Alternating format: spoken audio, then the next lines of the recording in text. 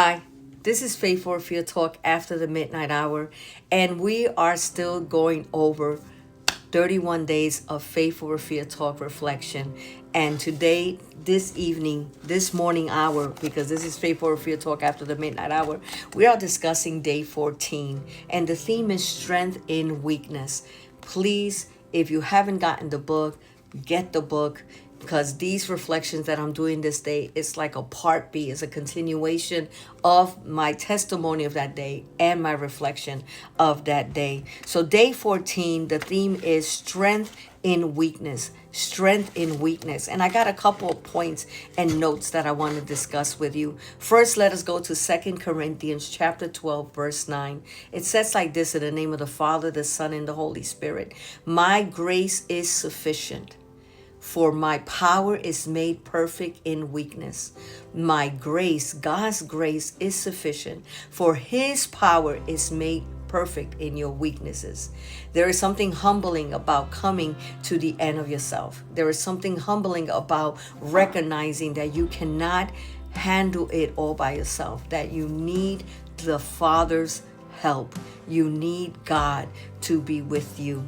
There is something that happens when you realize that no amount of striving, discipline, or even intentions, good intentions, can fully set you free. But God, that place of weakness is uncomfortable, even painful. It's very uncomfortable and painful to tell or say to someone, I can't do this on my own. I don't have the power. I don't have the authority. I don't have the strength. And it's even more uncomfortable and painful to really just come truly and honestly to God and tell him, I can't do this. I can't do it, God, without you. But it's holy ground when you do that, because something shifts when that happens. Day 14 of my book, The Reflection, and my testimony reminds us that surrender is not just about walking away from obvious sin. It wasn't just about me walking away from my sin. It's about letting go of the deeper attachments of that sin.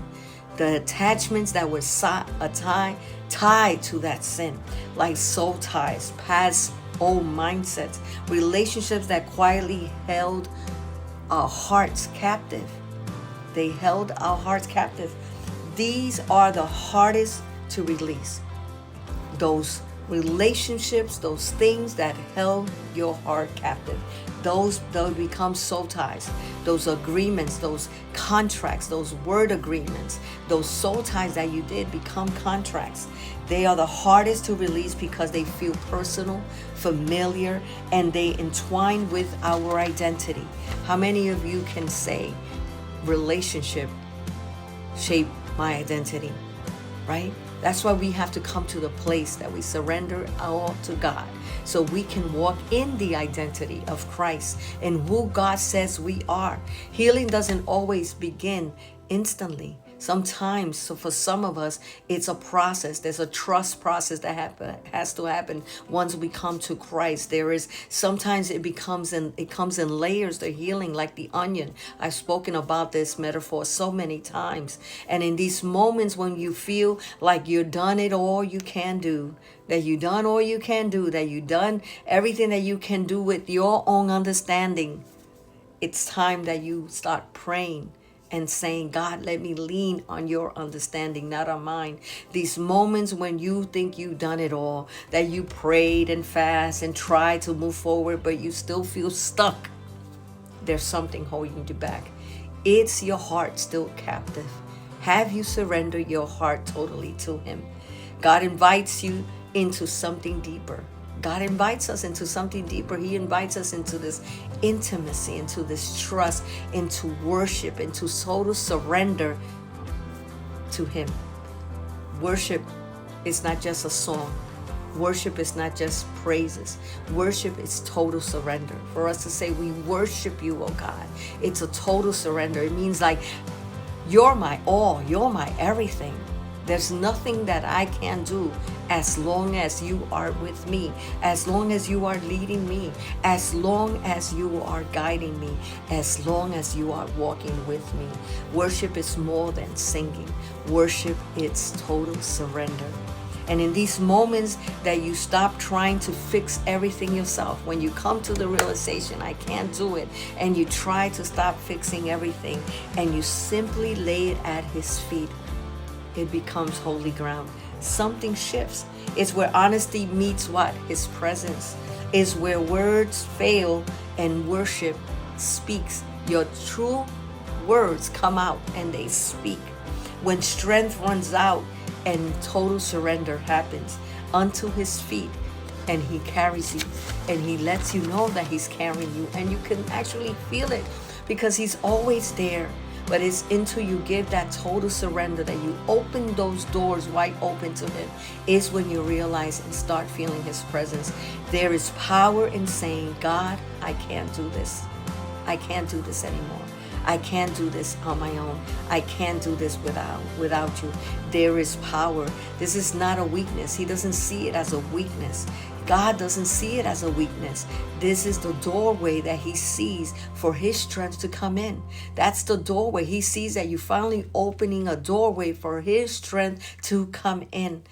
In that surrender place, something begins to shift. The burden becomes lighter.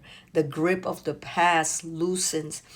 What once was a place of struggle, a place of failure, becomes a place of encounter, a place of surrender. Faith, worship, prayer, intimacy becomes what? They become your weapon. They become your weapon, not because it ignores the pain that you've gone through, not because it ignores the pain that you're still going through, not because it ignores the problem, the storm that you're passing through, but because it invites God into it. It's because you finally said, I can't do it without you, God.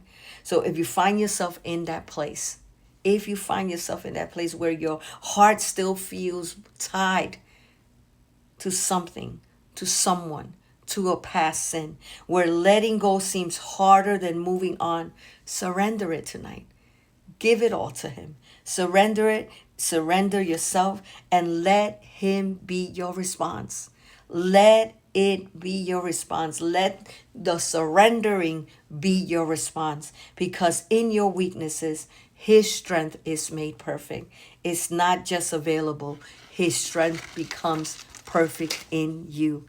And these are the few notes that I wanted to share with you after the midnight hour. That was day 14 of 31 days. Come back tomorrow for day 15. And don't forget to get your book. I love you guys. Have a very blessed day.